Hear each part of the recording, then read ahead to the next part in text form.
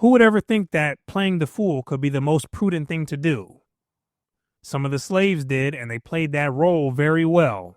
In the 1979 book, Been in the Storm So Long, The Aftermath of Slavery, Dr. Litwack introduces some slaves and former slaves who used their fool card to get what they needed from the whites and also to outsmart them in certain instances. Here we go. To endure, perhaps even to survive, many slaves had learned from experience to anticipate the white man's moods and whims, to know his expectations, to placate his fears, to flatter his vanity, and to feed his feelings of superiority. And this last one here on feeding on his feeling of superiority was of extreme importance. They knew the right words to say and how to act to get him high on his own sense of whiteness. After 200 years of being in that position at that point, we could be sure that they had mastered that. As a slave, Henry Bibb recalled, he had come to realize the folly of openly resisting the white man. The only weapon of self-defense that I could use successfully was that of deception. Some good old slave wisdom. With considerable relish, a former Tennessee slave remembered the death of a particularly cruel mistress. The slaves on the plantation did what was expected of them when one of their white folks died. They solemnly filed into the big house to pay their final respects, covering their faces with their hands as if to hide their tears and stifle their sobs. Uh-oh. Once they were outside, however, the slaves made their feelings known to each other. What'd they say? "Oh, goddamn son of a bitch." One of them murmured. "She gone on down to hell?" Oh, snaps.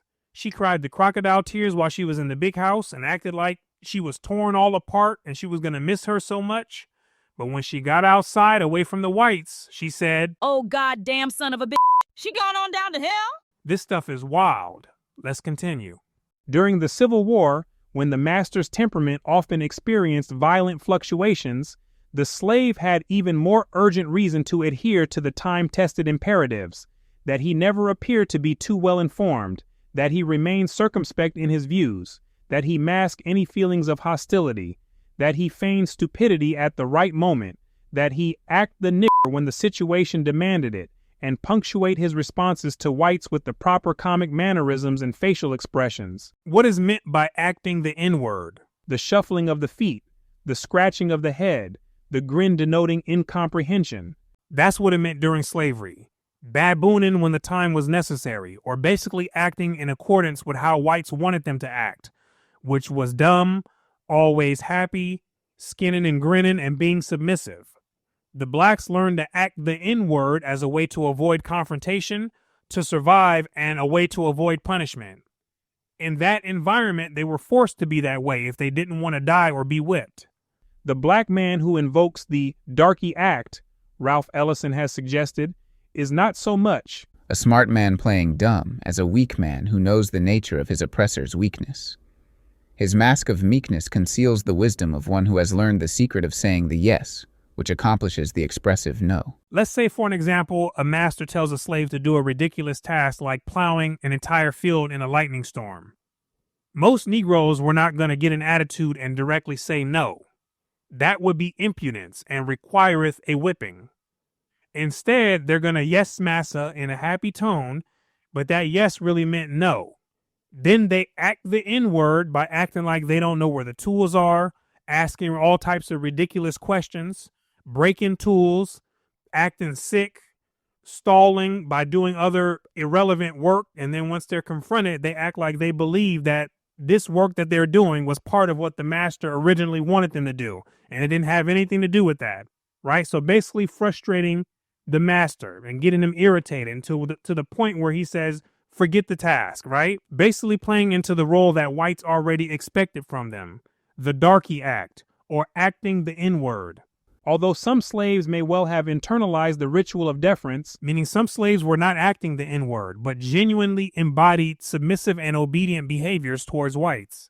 Few whites could know for certain, and that was a problem that would plague them throughout the war. Could not know what for certain, who was acting the N-word and who was genuine. "Oh, yes, massa." A Virginia slave responded in 1863 when asked by a Northern clergyman if she had heard of the Emancipation Proclamation. "We all knows about it, only we darsn't let on. We pretends not to know. I said to my old massa, what's this Massa Lincoln is going to do to the poor nigger? I hear he is going to cut him up awful bad. How is it, massa? I just pretended foolish, sort of. Hustling him for information and acting as if she was too dumb to do anything with information even if she had it. At the first opportunity, this slave fled to the Union lines. The act worked out pretty well for her. First thing smoking, she was gone. When questioned about the Civil War, as with any other subject, the slave usually shaped his response to the tone of the question and the requirements of the occasion. He would tell his white listeners what he thought they wanted to hear.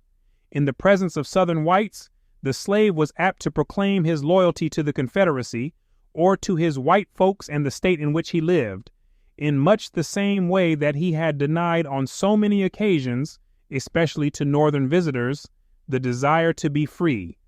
The Yankees will be whipped. A South Carolina slave recalled assuring his master and mistress repeatedly, even as he prayed and believed otherwise, telling them what they want to hear, then to himself, "Please, Jesus, let the Yankees win." Whether in the presence of Southerners or Yankees, on the other hand, the slave might find it more politic to seek refuge in a pretense of ignorance or in evasiveness.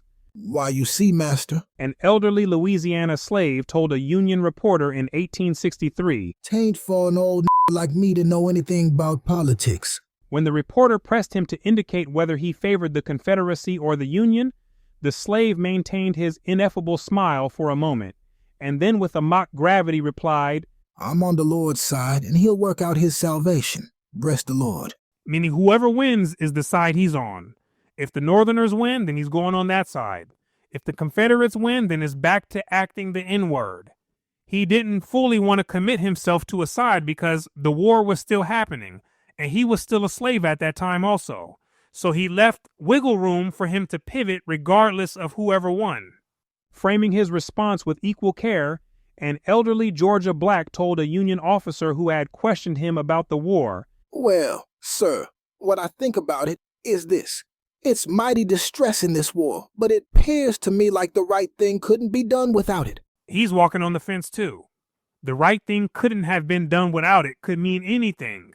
It could mean the right thing of keeping slavery or the right thing of getting rid of it. He stayed neutral right in the middle so he couldn't be trapped on either side, because the last thing he would have wanted was the South to win and someone finding out that he supported the North. Ooh-wee, that would have been a problem. While military fortunes fluctuated with every skirmish and battle, so did the slaves' responses to the war, with many of them adopting a wait-and-see attitude and refusing to commit themselves irretrievably to either side. In 1862, for example, a correspondent traveling with the Union Army asked a Missouri slave if he favored the Union. "Oh, yes, massa. He replied, When you's about we is." meaning when you're around, we favor the Union. When the Confederates are around, we favor them at that time. Whoever's in control is who we favor. When asked what he would do if the Confederate troops returned, the slave quickly responded, "We's good such then. Can't allow the white folks to get head in that way." So when Confederate troops came around, the Negro slave magically transformed into one of them, right? This was a game he played for survival. The reporter went away impressed with how this slave perceived his role in the conflict. These Missouri niggas know a great deal more than the white folks give them credit for, and whether Missouri goes for the Confederacy or the Union, her slaves have learned a lesson too much to ever be useful as slaves. The darkies understand the whole question and the game played. And they played their part very well when you look at it from their perspective. I can understand why everyone acted in the way they did.